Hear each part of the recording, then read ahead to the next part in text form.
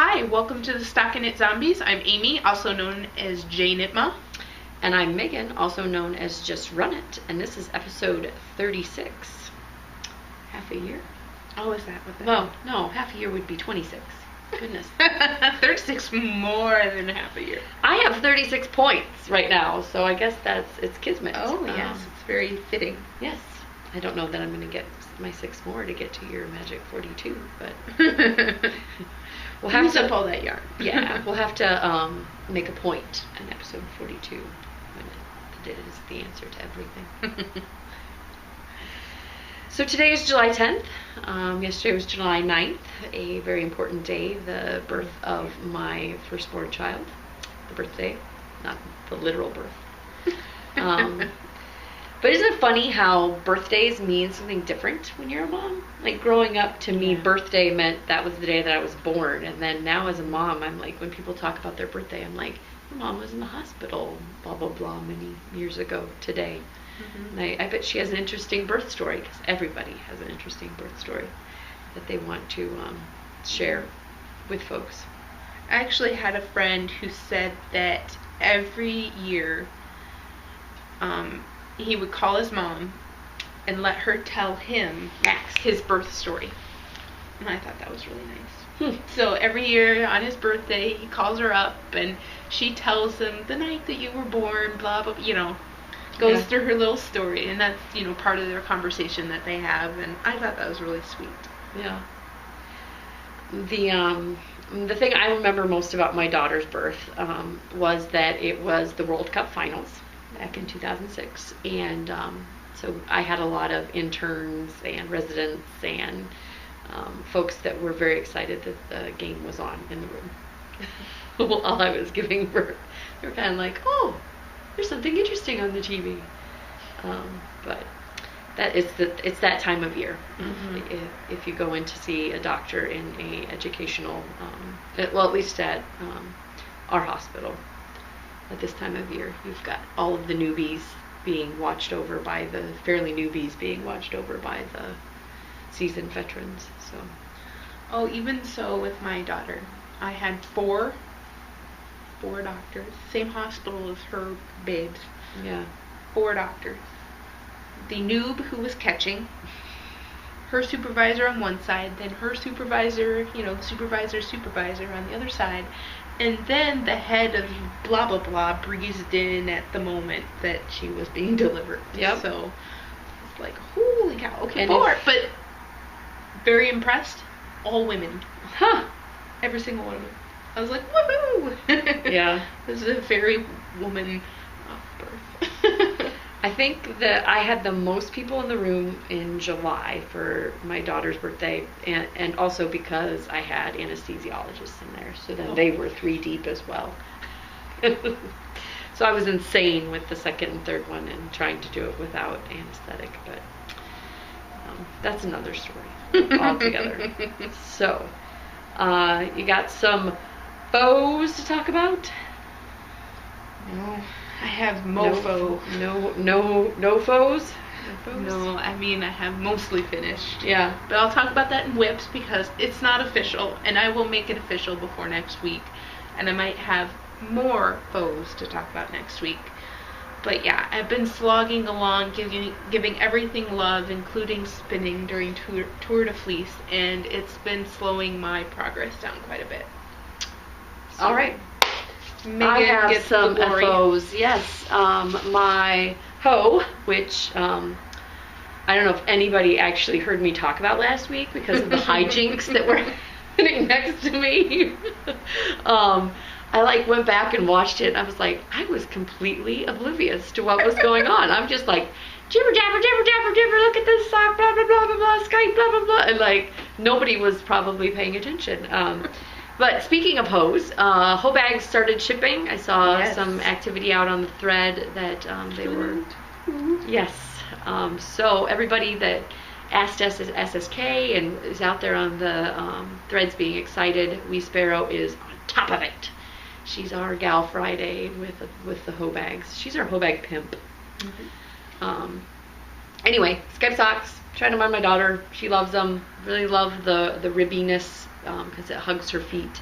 and she didn't like, what were the last ones I knit her? The knee highs. Not really ribbed, and they kind of slouch a lot. Not only is her leg is like the opposite of a normal leg. Like, I didn't increase and it still slouches somehow. Okay. Like, she's, too thin. Painfully thin legs. I wish I had her problem. But relatively quick knit. Again, modified them to be toe up rather than top down, because that's how I roll. I am a toeist.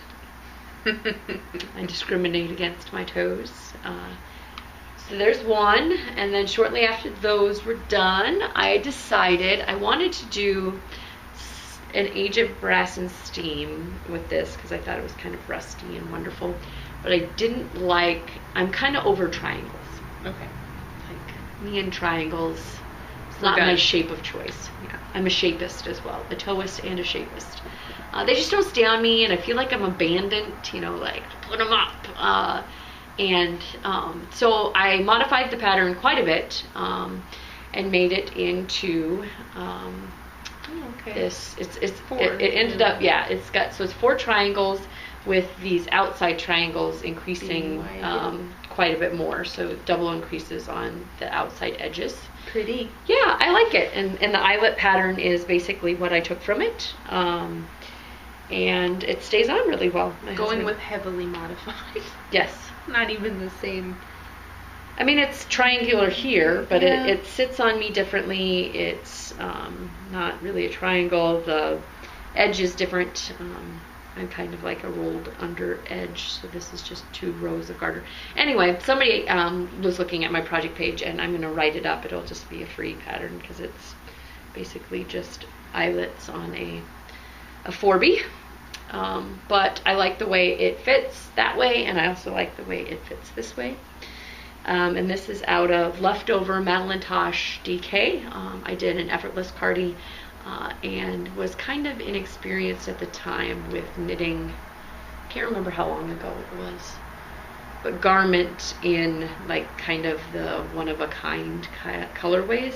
So I got 3 skeins. I bought all 4 skeins from the same vendor, but instead of alternating skeins and looking at them and figuring out which ones were closest in color, I got to the end, which was this skein, and it was completely dark red compared to the rest of it. So I have a short sleeve effortless. If I had to do it again, I would have done the ribbing and the huge. It's got a huge ribbing all the way, collar band. I would have done that in the darker color, and it would have been tonal variation versus like in the middle of an arm turning bright red. Yes. But so this is what I'm calling simply riveting. Simply riveting. Because it's just simply riveting with it's arch shaped, right? Okay. And yeah, I kind of freaked out when I got to the point before I blocked it, because it did just looked like a bib almost. I mean, like it was a square. Yeah. And I was like, but it all came out in the blocking. And I took a picture of how I blocked it so people can recreate. But that is my 2 FOs. Wow. Both for Stash Dash. They seem ambitious too. Ambitious FOs. Stash Dash. So, and that one looks like it's almost done. Yep, 6 more. Well, I'm calling them teeth, so 6 more teeth on this. Okay. You want to talk about your whips, though? I feel like I've been talking. Okay. So my sock is progressing. Yes. There's an afterthought heel right in there, and I had it wrap around a little bit extra so that it's not just half, because the recipient mentioned that her what is that called? I don't know. This part this part is really thick, and so she has problems with certain heels coming across that part of her foot. Would that be your instep? No, your instep's like right here. Yeah, and I'm sure it has a name. it escapes me at this moment. But definitely putting in that extra bit on around the side, and then I will probably even start it in a little bit to eliminate holes. I don't know if people have mentioned this before, probably on the Knit Girls, but how you would start just a few stitches ahead of where your afterthought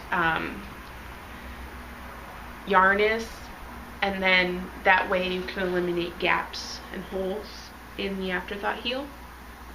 I mean, pick up more stitches, or actually literally like pick up stitches that you had already knit? Pick up stitches that are in the fabric. Okay. So lifting stitches, I guess, is probably a more accurate term. So lifting stitches on either side of the ones that are going to be loose. I hadn't gleamed onto that. Okay. So yeah, when you're putting in afterthought heels, you can do it. You can pick up a few of the stitches from either side. I would on both sides, but go a few stitches in on the fabric that is away from that afterthought extra yarn, and that will help to eliminate holes when you're putting those in. And again, afterthought heels aren't my favorite fitting of sock. I really like a gusset heel. So, but to maintain these lovely stripes and to have it look so beautiful, you have to do afterthought heels. I don't really know of another way of doing it. Some people can do short row heels, but then I always find that those have more holes in them. So I'd almost rather do an afterthought heel, even though it's got more finishing work. You're gonna have a few more seams in, and you have to pick up all those stitches. But I find it worth it just so I don't have the holes that run along the side of your heel on that seam. And that, you had several questions about that yarn. Yes, this is Fiber Nymph Tardis sock. Tardis is the colorway. I believe this is her fingering weight. It's a Falkland blend sock. It's got nylon in it. So, but it's a fingering. She does have another base that she dyes the Tardis color in, and that is a sport weight, I believe. But Sunshine base, right? I think that's her sport weight, isn't it? Okay. Sunshine base? Well, she does it in Sunshine and Bounce and. Okay, Bounce is her sock base too, right? Yeah. So, anywho, sorry. Fiber Nymph is hard to come by. She's an independent, by herself dyer, and she does things based on her availability. So, if she has a lot of time, her shop updates are a little bit bigger, but the stripey stuff tends to go really quickly. Mm-hmm. If you want to catch her things, it would be best to watch her podcast, 90% Knitting. Mm-hmm. And at the end of each podcast, she has a segment where she talks about the yarns that she's putting in her shop update. And so you can see that this week I have 3 Tardises going in, and then you go, okay, 3 might be a better odds for me.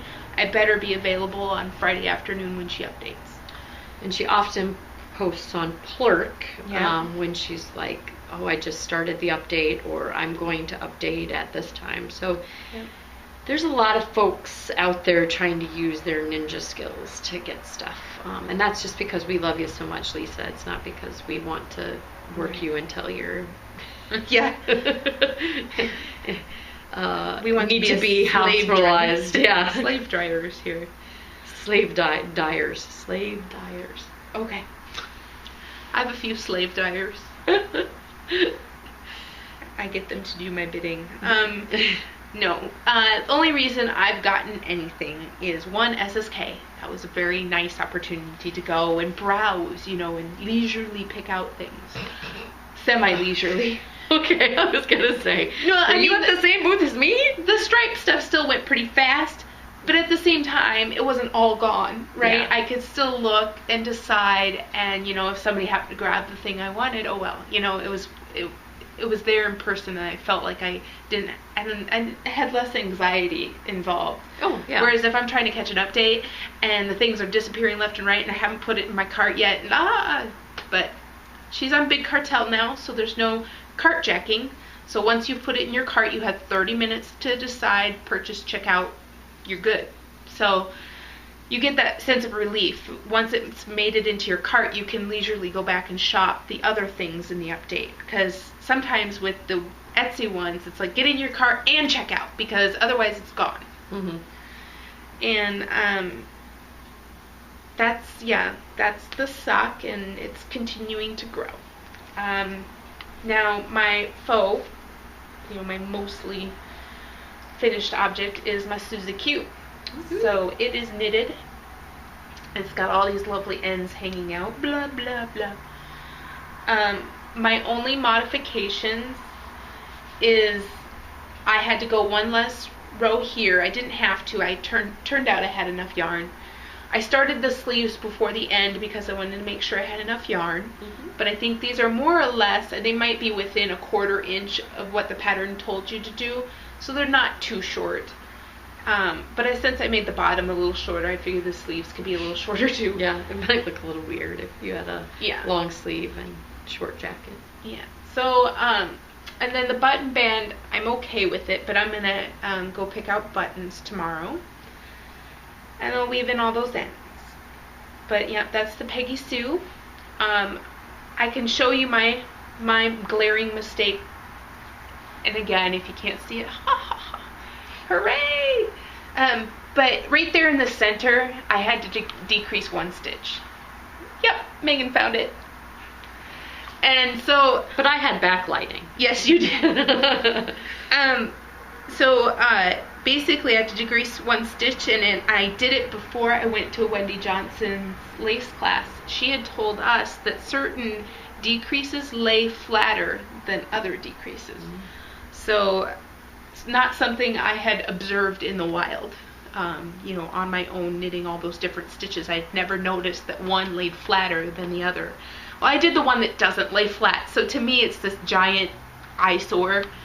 And you didn't want to do it on the edges? Again, it was 1 stitch, so I decided to put it in the middle and didn't think about it. And then when I got way past the point of no return, I looked at it and went, oh, yeah, feature. But at that point you didn't want to, yeah. No, past the point of no return. I'm not going back. I'm not doing anything special. And again, once this is on my person, there aren't too many people that are going to notice that. And it is perfectly centered, so I could just say that it's a little design feature in the back of the... Unless people just think you have poor finishing skills and let you walk around with... Anyway, sorry. I'm not bitter. Stitches. I'm not bitter at all. Let you walk around with popped stitches. And... Well, you're just unraveling, just a walking, unraveling mess. So, beautiful. Yeah. Again, I'm so jealous I couldn't get that yarn at the cheap price. Yeah. I waited too long. Doesn't it feel better just knowing that you got it cheaper? Yes, it does. And I have 2 more skeins of it for something for my daughter. And this was only 2 skeins of this yarn. So it's still a decent price for a little party. Since it was 2 skeins. And you got something for a 2-ball KL. Yep. Yep, this was part of the 2-ball. A little late, but... 2 blue balls? Yep. 2 big blue balls. Oh, yeah. And I had enough left over that I didn't need to short myself. Yeah, you had quite a bit. And again, I was weighing it, and I thought I could go further. But then I thought, well, I already finished the sleeves off.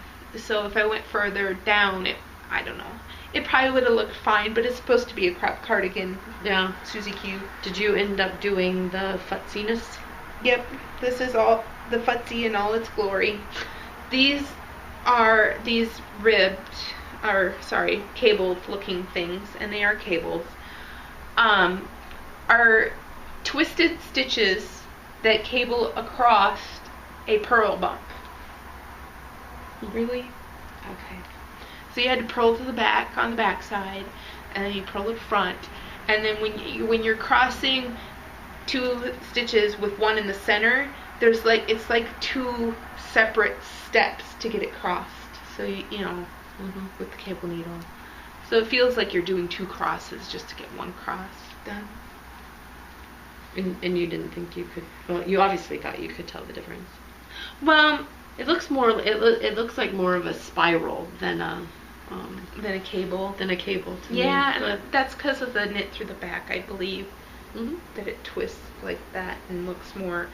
But again, like if you looked at this and you said I'd rather have ribbing would have been so much easier. This thing slowed me down so much. Like you're knitting along, well this is like knit, purl to the back. You know, like I have to twist my needle the other way to purl to the back. And yeah, so it just really slowed me down. Yeah, a 4-row repeat I think took me 40 minutes. Wow. Which shouldn't take that No. long. So, but I mean I did get faster at it as I went along, but again, you know, a 4-row repeat on something that's not that big across should not have taken me 40 minutes. So you go fairly fast on most of it, and then the 4th row was where you had to do that double cross for every cable cross. There was, I don't know. I think if you got yourself a swatch out and you tried to cross over the center of a stitch, you'd understand, but it's really hard for me to explain. Okay. And I don't use a cable needle. I believe you. But I don't use a cable needle, so it just, I don't know. Yeah. It annoyed me. Can't wait to see the buttons. Yeah, I know. How many does it call for? It called for 8. I only put 7 in. So Jenny will find you a $5 button that will cost more than all of the yarn together. Okay. And it'll be perfect. Yeah, and of course you'll it be like, will. "Arr." Do you have anything a little less perfect? Yeah. For less money? And again, we make fun of the fact that we go to Ginny's and we always get sold like the fancy buttons.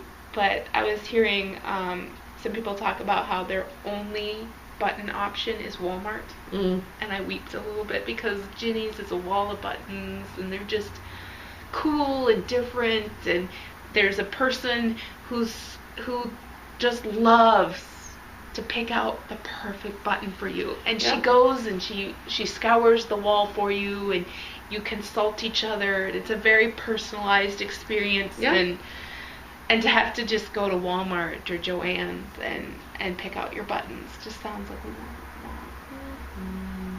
don't know. After getting spoiled at Ginny's, and again, Ginny's isn't for everybody. And again, I've told her, no, not that much money. Yeah. I mean, the yarn didn't cost me that much money. Yeah. I've literally said that to her before, and she's not had any problem with it. Right? No. So. No, not at all. And she understands. And, you know, some of her buttons are just that fancy, you know. Yeah. And she has the simple ones too. And, you know, I might go to Ginny's, you know, on my lunch break and then decide that I'll go to Joann's. But it's nice to have that option, right? With 7, yeah. If you can't find a good option at Ginny's. Yeah. It's just nice to have Ginny be there. And I am so happy that we have the wall of buttons in town. Any more whips? No, but the other thing that I've been meaning to bring and talk about is that these are the colors for my Gemini. So this is Hempathy. Elizabeth. Elizabeth Lavold. And so I have color 12 and 13. So this might be the color of my dress. It's purpley. Yeah. But it wasn't the same dye lot as my dress. But anyway. And then a red. Burgundy. So have you looked at mods? Because it's written for worsted, isn't it? That was written for DK. This is DK. Okay. Maybe I use worsted and I assumed that. I haven't looked at the pattern yet. Okay. But when I thought that a lot of people were picking out DK in our threads, and then and again, like originally when we were looking at it, I was like, oh, I have DK. And I thought Hempathy was. Well, it's hemp, so it looks very thin. Yeah, but it knits up. Yeah. Okay. I'm not trying to make you second guess yourself, She Amy. really is. She really is. I was just trying to think through your project for you. I was being a good friend. Okay, I will Look at it. Make sure that it's the, that you won't have to make any modifications. Yeah. Trying to see if there's a gauge on here.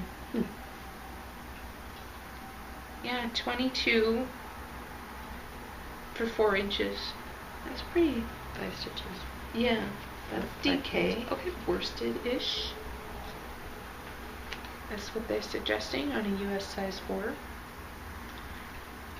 We'll see. Yeah. It might just be a lot more airy than, Yeah. because the yardage would stay the same, right? You just would have a less dense fabric. Yeah.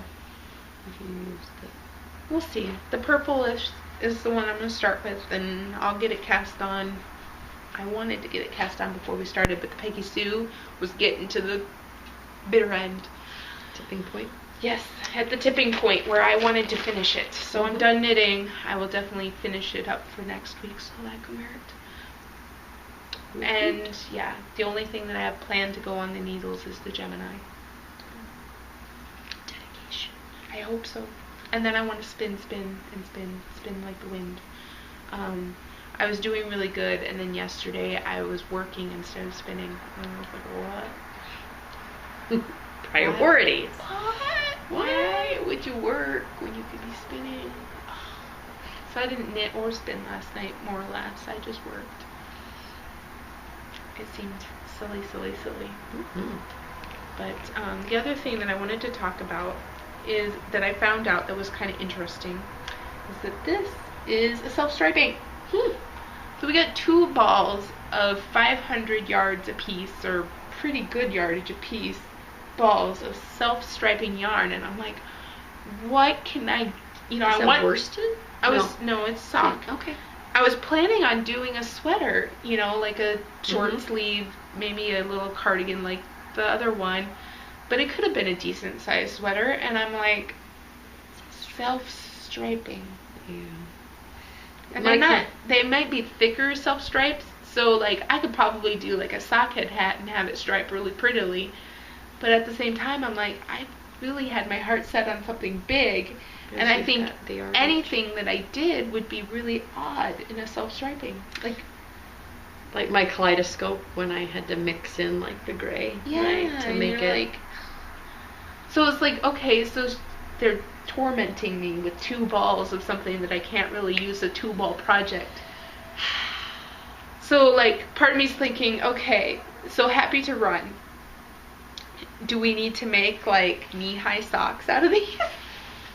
Longies? Longies? Yeah, make yourself some longies. Okay, I don't think there's enough yardage for longies, but make some knee-high socks or something. Capris. You could make some self-striping capris. Those would have to go over my hips. I would make a sweater if that was going to work. Yeah, and stripes generally work better up and down. Yeah. No. So. But I was thinking like, okay, if I can have like knee highs up to here, you just basically skein up both balls and you knit until they're gone. 500 yards. They would get pretty high. Seriously. I'm just like, okay, what to do. So, ideas. Anybody got an idea for this thing? So I wound it up very poorly, I must say. I had a little bit of the yarn barf on me. But it goes blue, green, blue, and then purple, and then blue. And so there's a lot of blue. But you can see that the striping repeats are really long. So, the potential is there. So there's the green. That's all the green. You could do like a poly or something that is meant to have like thicker stripes, and then instead of alternating skeins to try to distribute color, you could alternate skeins so that you'd get thicker stripes. You know what I've just thought is that I've seen pieced tank tops that are knit on the bias. So you could get like a little thicker stripe down here, and then they would thin out towards the middle and get thicker back over on this corner. And I've seen that done, and that might be interesting. And then you would see, piece them together. Again, ideas. Yep. So that is a call to help. I need help.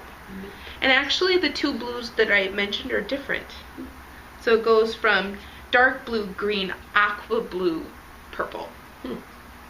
So there's 2 different blues. So it is 4 colors. 2 of them just happen to be blue. All right. So I got another tooth or point or whatever you call it. So I now have 37. Are we on episode 37?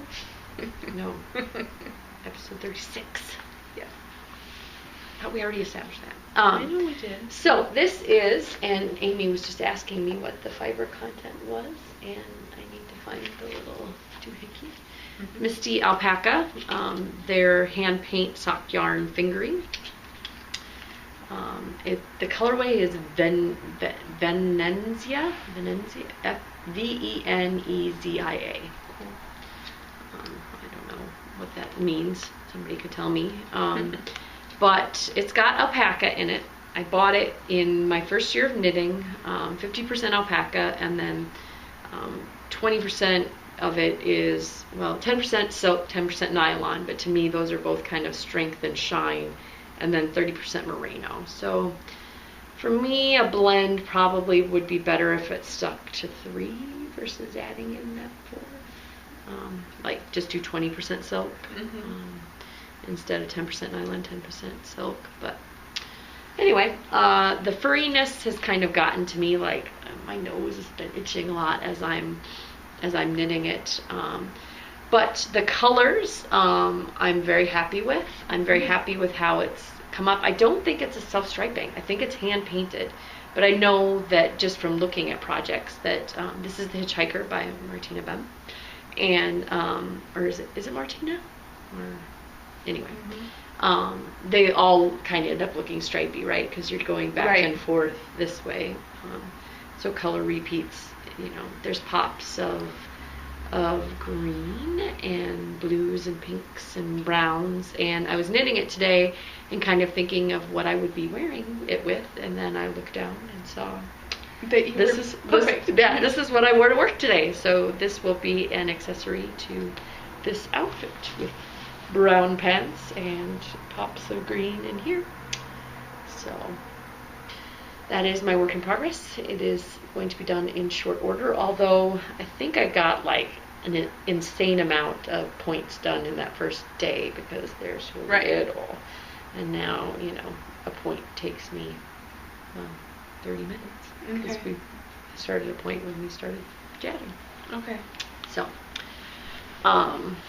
yeah, and then each one just gets a little bit longer each time, so it might go to like 40 minutes too. Anyway, you guys don't need it all metered out for you. That is my work in progress. I don't know what I'm going to do next. I've got a bunch of my yarn still tagged. My stash goal is 1,000 grams, so a kilogram of old yarn. So I'm probably going to end up knitting more than that in the time frame, but it won't necessarily be my old yarn, right? I mean, I'm not cheating. I don't want people to feel like I set my goal really low so that I could meet it, because 1,000 grams for me isn't a great deal, I guess, in that time frame, because we have like 2 months, right? Yeah, and I don't know, I think it's structured in a way that as long as you're obtaining your own goals, I don't know. It just seems like some people set their goals moderately and they've already met them, and so they just keep going, and you're posting your progress even beyond your goal weekly, or, you know, I don't know. Yeah. It seems like the prizes aren't, at the end, if you make it, you get one big thing. It's more like doled out as you go, and whether you make your goals or not, things are happening, and you can earn brownie points, I guess. Yeah, I just don't want, I'm not sandbagging. I literally, my goal is to use my old yarn. So I've had this for quite a while, I've had this for quite a while, I've had this for quite a while. I think I have my first sweaters quantity worth of yarn that I ever bought that needs to be knit up. It's included in that weight, kilogram. So, and then I've got my SSK goodies. Okay. So yeah, Amy's like, do you just want me to leave because you're going to be talking for a while? My goal when I went in was I wanted to make sure that I didn't get a bunch of one skein because as you can see, I mean, I did a lot of one skeins in this past week, but that's not generally my modus operandi. Like, for me to have that many FOs is odd. It feels odd to me. Well, and it would, like, you know, these are older stash, right? So it was before you figured out that, hey, I don't knit this other stuff. I knit garments. I need to buy garment size quantities. So you're knitting a lot of single projects just because that's what your older stash is telling you need to knit. Yep. So I went in going, I want to get garment quantities. I don't want to get these little onesie twosie skeins. So there were certain vendors that if I had gotten there early, I probably could have gotten really great sweater quantities worth of like sock yarn or something. But like by the time I got to another Crafty Girl or Highland Handmaids or Tempted, there wasn't really sweater quantities in the same colorway available because people had taken the onesie twosie skeins and that, you know, onesie twosies were left. But again, I know all the names now, and like part of the problem for me anyway, personally, when I contact somebody and ask them to dye something, dye to order, like, so if I contacted Tempted or I contacted another Crafty Girl, I would need to know what I was asking for, right? You know, I want this colorway on this base and this much yardage, because that's what a custom order is. And so I feel like I got a pretty good idea of what they had to offer. They just didn't have it in the sweater quantities that I would be buying it in. So you guys saw last week I got the sweater quantities of the Gail's Art, Gail Evans in the SSK colorway on her Sinful base. So this is going to be a very loud and proud garment, but it is the SSK colorway, so I will wear it proudly. And that is how many yards? 490. 490 times 2, so almost 1,000 yards. Couldn't make an Austin hoodie with it, but that would be an interesting Austin hoodie because all that detail at the top would just be completely washed out. Yeah, so maybe not. Yeah. Like there's all this lattice work or whatever it is at the top of the Austin hoodie that I just, every time I look at it, I'm like, oh, that's going to be such a beautiful detail, but not for variegated. Yeah. This is my only one skein that I got that wasn't in garment quantity. Let me make sure I'm not putting my foot in my mouth. Yeah, I'm pretty sure. This is the Elysium merino sock. Elysium sock. And it doesn't, Mel was asking me, because I got her one as well, what it was and what the yardage was and what the content was. And I was like, I don't know. It was pretty. Yeah, I think it's 100% superwash merino, and it's 490 yards, because I was talking to Hiawassee Creek, and that's what I was told about that sock base. Okay, it's got, and is that the base then? No, the LEC merino sock is the base. Merino sock is the base, and that's the colorway. Yeah. And then 21 must be the price. That was the price. You're right, not the dye lot, the price. But it's got some fun pops of color, grays and dark. I mean, it's kind of similar. I think it would be a really good hitchhiker again, because the colors are so fun. I love those colors. I think that if they knit it up properly, they make a gorgeous sweater. You know. And I made her swear on her life that this was not self-striping, because I have put myself on a self-striping hiatus. I am not buying anymore until I knit myself some socks, because they don't really go up into garments real well. Like we just had that whole soliloquy on, and so I can't buy it if I'm not gonna knit it. Repeat with me: you can't buy it if you're not going to knit it. Go ahead. I passed on a loop bat this afternoon / evening, because I think they updated it at 6 p.m. and I'm like, oh, it's so pretty. No, you're not gonna spin it right away. Yeah. They will be there when you're ready to spin them. And I'm like, okay, they will be there. I'm gonna just, that mantra, it'll be there when I'm ready to spin it. It'll be there when I'm ready. So I did not get another Crafty Girls Gamut or the other one. I can't remember now. That was really pretty. So Sam the Eagle was beautiful. yeah, but this it's not a consolation prize, but it was similar in the variegation and the different types of colors, and maybe not as bright. And somebody on Plurk told me to sniff my Hiawassee Creek. Definitely doesn't smell like my Madeline Tosh. Good. Yeah, it doesn't smell like my Madeline Tosh vinegar pickle. My pickle Does yarn. smell good. Good job. Good Thank job. you, whoever alerted me to that. Next up was I got in on Fiber Nymphs, and I felt kind of like a piggy on this one. But Fiber Nymph, SSK colorway, it's Kaleidoscope, and this is on her Heavenly base. So she was taking orders from people that were at SSK if they wanted this colorway, which is just gorgeous. I love these greens and blues and dark purples, and but she didn't have it in the Heavenly, so I snagged two. And I don't know, I just felt bad because I'm like, I'm taking it from somebody else that might possibly have wanted to make, something. But these were the last two. They're all mine. Yeah, it's one of those things that's like, yeah, they might have wanted it, but I mean, they would have let it go to somebody who was going to make a garment out of it. I would think, they're like, oh, it's just a pair of socks. And it's not like I'm one of those people that's going to an athletic event and is buying a whole, row of seats and then is going to take them home and try to sell them at profit, right?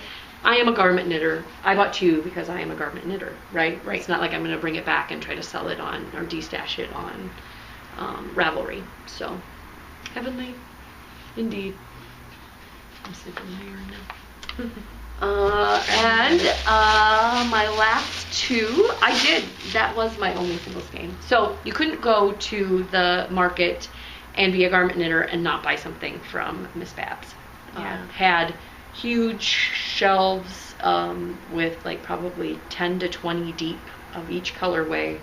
And these were like 560 yards of, I think it's a light worsted. Yeah. Light worsted. Sounds about right. It doesn't say. But yowza, what a skein. $35 for that 560 yards. So garment here, I'm very, so I'm shapist and I'm, toeist. But as far as colors go, this might not have been my first choice, but I brought up my stash on my phone and was like, I have lots of blues, I have lots of greens, and so I wanted something a little different. This colorway is Ruby Spinel. And I don't know, I think it'll be pretty. It's not quite tart. I've got the Madeline Tosh Tart, which is a very bright, brilliant red. It's just a nice pink, not like knock your socks off pink, but nice pink. Beautiful base. Farminate gave me a very highly variegated Yowza, what a skein, Miss Babs.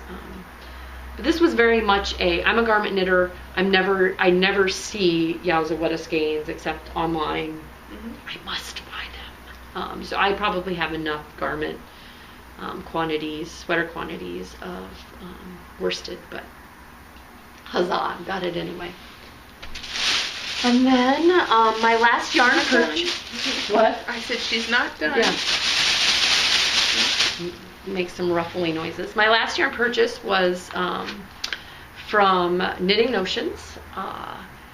And I really I had to buy something from them because I liked the way they had the yarn displayed. And other people had made kind of disparaging, not disparaging, I'm not going to say disparaging, but like, why do they have their yarn displayed that way? And so I've spent quite a bit of time there explaining to people why they have that yarn displayed that way. So I've gotten to now with especially hand-dyed yarns, and if I'm going to be buying it in person and not online, I like to deskein things and compare, because sometimes when they get skeined up, some color gets hidden in here. Yeah, like some bright pops of lighter or darkerness that you did not or see. where the dye isn't as saturated, or maybe where it's really saturated and it got really dark. And so I will take two skeins like this and I will kind of do, not like an eye test, but like I'll rotate one and go, okay, this one is fairly consistent with this one. And then I'll bring another one over. And so for me, as a garment knitter who's interested in these being consistent across skeins, having them deskeined like that was a value add. And then I'm going to be like you last week and not be able to get it back. But this colorway is Midnight Blue, and the base is the classic merino bamboo. So it's 65% merino, 35% rayon of bamboo. So she's updated her label to make this is protruded, highly processed, not natural bamboo. But I really like the sheen, I really like the drape, and I really like the way that the dye has interacted with the two different fibers. Yeah. It's really cool. It is, and it's going to have a almost a jean jackety, whatever the garment is. It's a very jean-esque colorway. And I got 3 of those. So what yardage is that? These are 490 approximately. So I could do like a palm de pen. Yeah. Do something bigger. I could do something very big with, and it's a sport weight. I think. Oh, if that's sport weight, that's good yardage. Yeah, I think it is sport weight because it's on 0 to 2. Maybe it's not. Maybe it's a light sport. 7.5 to. I don't have it maybe? Quite, at the tip of my finger. I think the. Oh yeah, that's sport. Yeah. Just looking at it, yeah. So 3 of those, huzzah! And you'll be. And if we're wrong, we're wrong. Yep. You guys can double check our data. Yeah. Always. I got in the swap. I got some wool mice, some twin in the. It's just we're different. Yeah. But sometimes you can tell underneath what it was supposed to be. It's a T. There's a big T. Taub, like what you're. Okay. Right. This looks more tealy than my stuff, but so I've got might be why we're different. I've got coordinating skeins that will go with it, but this is the first time I've gotten to touch the. I have the twin. I haven't gotten to touch the 100%, the pure yet. You do?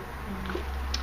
You can touch mine. Oh dear. Mark it down. And then I'm kind of not sad to show you this, but if you're out on Clark, you saw that the mother-daughter pair of Erin Lane, the mother passed away. So I got to talk to her quite a bit, and I'm glad that they were there.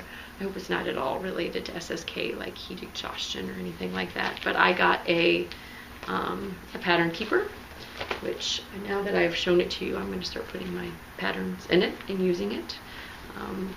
I like lime greens, if you haven't noticed, and our zombie logo, and there's a lot of lime green in our lives.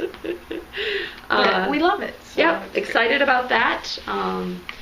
And then these, I got the grab bag that has 3, and you basically got 1 for free, but hiding within. So there's the dots, very lovely, very large bag, but hiding within were my apples. Mm-hmm.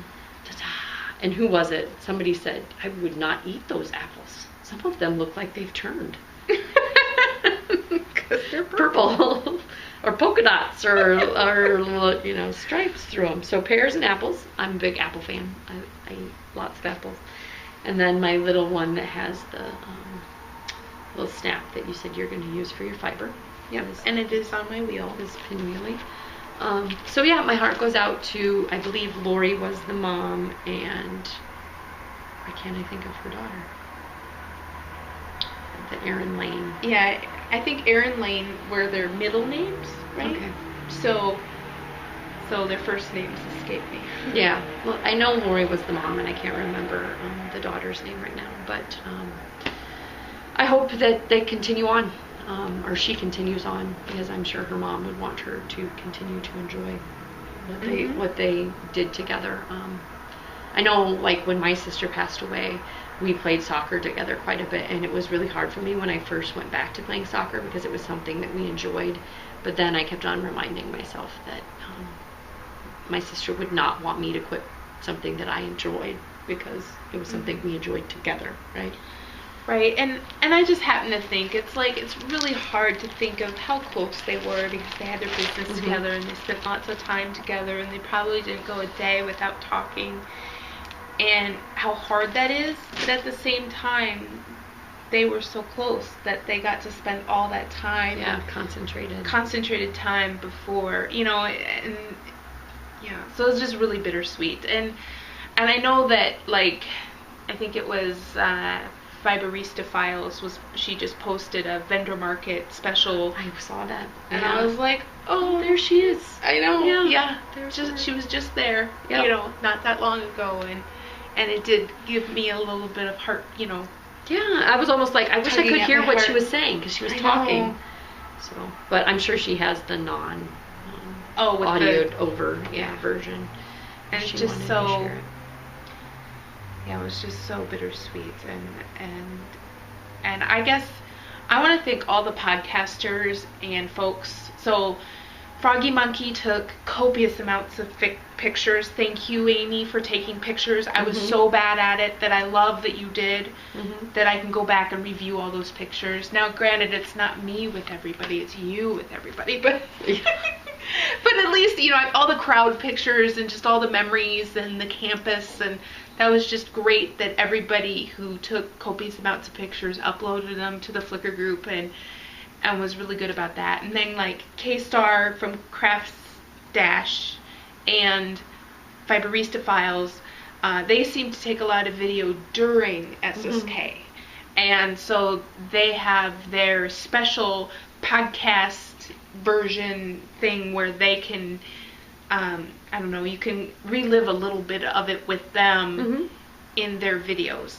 And I just felt like such a bad slacker, like after coming back and seeing everybody, I was like, well, it was nice, I was on vacation and I didn't feel obligated to record at like 12:30 a.m. and things that they had done to keep up, or going at 7:30 in the morning before all the classes started, and just all the dedication that they had to document our experience. Yep. And kudos, much better than we did. And while I enjoyed relaxing, I do, it's been so nice to have more photos and more video, with the spotlighting the things that interested me. Yeah. But we feel that way because we are documentarians in our normal life. So we went on vacation and became slackers, unlike other people. But yeah, I thought that was funny when I was watching the Knitting in Circles recap, and Darren was like, yeah, I saw a whole bunch of pictures of people like knitting in the room, and I was like looking everywhere for like where you were, and she was like, I was the one behind the camera, and I feel that way too, like in my real life, that was real life, but back at the ranch with my family, I'm never in any photos because I'm the only one that snaps them, and I rarely snap them as it is, but yeah, so she had a good mix, as did the folks that were videotaping. Had good things on and off camera. They got to be in the fray and also document what happened and share it with everybody after the fact. So yeah, if you're endlessly curious about the experience, I would go with Craft Stash and Fiberista Files. They both had videos that were taken during, and had a little bit of outtakes, like laughter and friendship and things like that. That just, a little bit of the stuff that conveyed what was going on. And again, Froggy Monkey with all the pictures, just so many pictures. And I'm sure I'll be grabbing quite a few of those from the Flickr stream so that I can do something with them. I don't know what. Print a few, I don't know. But yeah, that is all. That's probably the last until you hear us talk about the yarn that we bought at SSK and are actually knitting with it, that you'll probably hear about SSK from us for a while anyway. It's become part of the nomenclature of our craft. gift, at least for our subset of the world, right, that watches podcasts and Yes. are interested in knitting. Definitely. So, Bye. bye, Ukta.